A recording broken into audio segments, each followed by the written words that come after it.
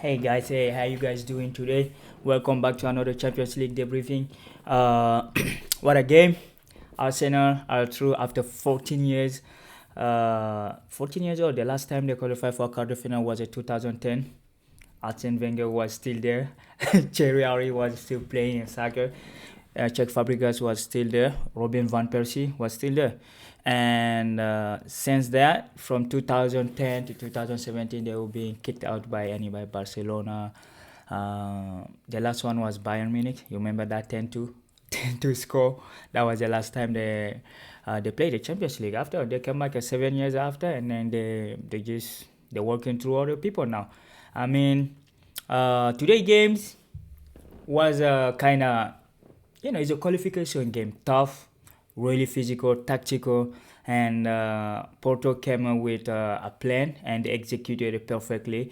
It just Arsenal were just a much stronger team than them. So yeah, let's just go ahead. We try to see how it panned out, how this game went through.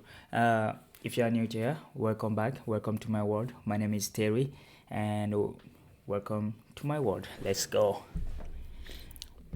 The lineup on this game, Arsenal played with the 4-3-3, and yeah, David Raya. David Raya is last time he didn't play against Brentford. I thought it was like, oh, they just choose to play Ramsey, but no, he was just on the bench because he is on loan. So the Premier League rule is you cannot play against your own team. So yeah, David Raya was on the goalkeeper, great fit, like he's up there with Allison and Anderson. So yeah, we had Gabriel, the defender, and William Saliba, Ben White, Ben Blanc, and then Kivo. Hey, that boy is good. Like it's been, cause I've been seeing him for the last 3 games now. He playing for Arsenal. That's good. Like he's doing great. And Jorginho, we know how good it is in the midfield, in the middle of the park. As long as your team dominate the game, he can control that midfielder just like Rodri, but with less efficacy. But if you dominate in the game, Jorginho is one of those players who can hold to your midfield and then dictate the game. And you have a Declan Rice. Declan Rice, good, great player. And Martin Odegaard. Martin Odegaard, the other Viking. I know everyone is talking about Erling Haaland, but Odegaard is just one of the best midfielder. And last time he was saying, oh yeah, about his transfer to Arsenal, and he said his plan in Real Madrid wasn't to be sold, or going to loan, but football is football. It is what it is. So yeah, yeah, like Martin Odegaard is doing the beautiful days. He accomplishing a lot with Arsenal right now, our true leader. And he, by the way, he's a captain in Norway too, Haaland captain. So yeah, and you have the front three was Bukayo Saka and K Albert. K Albert is being all right. Like he scored 4 or 5 goals in the last 4 games. It's 4 goals, and you have Trossard. Trossard, beautiful goal, and he scored a goal. And yeah, the other team, FC Porto, like flying. Well, they are not in the top of the Portugal's league. I know Sporting is the top there. I think they are third, but the last 2 games they were trusting everybody 5-0, 3-0. So they came here. Like in European history, Porto is bigger than Arsenal. But as a English and Premier League fan, everyone would be talking about Arsenal. But Porto in the European stage, they are kind of bigger than. It's not even kind of. They are bigger than Arsenal. They have a bigger history than Arsenal. I think they have a 2 or 3 European Cup, Champions League. So yeah, they won it, even though it's a 60 and a 70. But yeah, they have that in the luggage. So yeah. But today they start with Costa, the Portuguese national team goalkeeper, and Otavio, good defender, and who was pairing with what a guy, 41 years old, Pep. He's the oldest player to play for the Champions League and this age.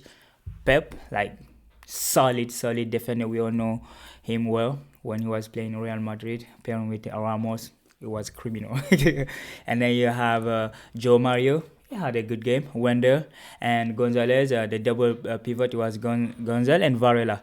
And you have Constancio. I think that is the coach kid, right? I think Fabian Constancio is because the coach have his kid on the team, and you have a Pep, the other Pep, the younger one at the front, the number 11, and then you have Galeno. Galeno, he's the one who scored the first goal for Porto in the first leg, and you have Evanison. So the game overall was like I say, it's not the typical game Arsenal used to play. Arsenal Porto is just like that type of team where it's really hard to play against. They remind me of Atletico Madrid, prime Atletico Madrid, like 2014, 15, or 2013. It's the type of team that they can just sit deep and then hit you on a counter, and they know what they're doing. There is a difference of being pinned down by the other team and being the team that started had the plan beforehand to say, okay, we're gonna sit deep, we know our strength and we know what to do. Like they came with a plan to stay deep and to wait, which they did. But the goal come on and it was a Trozer, yeah. Trozer scored a goal, and let me see who, yeah, with Martin Odegaard pass. What a player! Like he's just technical. Like technically, like I think he's calm. He does. Martin Odegaard don't look fast. He doesn't look like a player who is really fast, but he's just good with the ball. Like he see what the other cannot see. It's just like another type of De Bruyne, but like different style of playing. He's more close to Mesut Ozil, I think. If you ask me, Mesut Ozil, or less than, he's like a Mesut Ozil type of player, calm on the ball, great vision, and you know what? He just put the ball on the space, and the trouser came in, just open up his feet, and nice goal, a beautiful goal in the first half. That at that point I thought, okay, the game gonna be starting now. I think Porto gonna come out, but it's a 1-0. You can go to extra time and penalty. So like Porto did not panic, they're experienced player. They have a 41 years old player in their team. So like they knew what they were doing. So they didn't do anything crazy. They just stuck with the plan. And then they play really good, Arteta set up his team like in a way, like, because it wasn't a total domination, like it was kind of, okay, Arsenal had the ball, but Porto led them with the ball, so it's not like okay, Arsenal just pinned them down in their 18 yard, they couldn't do anything. No, it's just like Porto could score. Like they have a 3 versus 2, 3 versus 4. Like sometimes they have a really attacking position, they just waste them. But overall the game was kind of what we expected. Arsenal with the ball, Porto will be waiting, and we will see what's gonna happen. And Arteta didn't do the sub until later in the game. I was saying, well, you have a player, why you don't just bring him in, and Gabriel Jesus come on. His first ball, he almost scored, like the first ball he touched, he almost scored a goal. And Eddie Nketiah was in, and Zinchenko come in, like he come back from injury, I think, and he came in with his technicity. Zinchenko can play like a left back / that talking in midfielder, and he was doing good. There wasn't a lot of pressure on them, so it was good. Like the dude could do 6 changes, he just did 3, so like that's why sometimes when Arteta or like club, they start like complaining, or like Guardiola complaining about the game time and stuff, but they have players, they don't use them. So like this is a typical response to what I would say, well, you have players, why don't you just bring them in, but yeah, Porto was already made their mind up, and they wanted to go to the penalty, which they did. They took Arsenal straight to the penalty, and what a goalie, Raya. I mean, like Porto took them where they want them to be, the penalty kick, because it's the only place they could beat Arsenal, because they couldn't play 50-50 ball with them, and they won there, and David Raya step up. So like in this case, you would say, okay, maybe Arteta was like last year you would some people could argue that Ramsey threw away the title. He did a lot of mistakes, but David Raya, like I think he's doing what he brought for. Arteta knew what he's doing. He know what he's doing, and he brought a keeper who's good with the foot. And then like that's why I'm saying like being a goalkeeper is to save the ball. You don't have to be tall or big. Not everyone need to be like a Thibaut Courtois, like a 2 meter tall, like 6 or 7 foot. So you don't have to be that, because we see some of the goalies that are good in saving penalty are not all of them are big. When you see Kepa, Chelsea goalie, he's not that big, he's not tall, but he's good at saving penalty.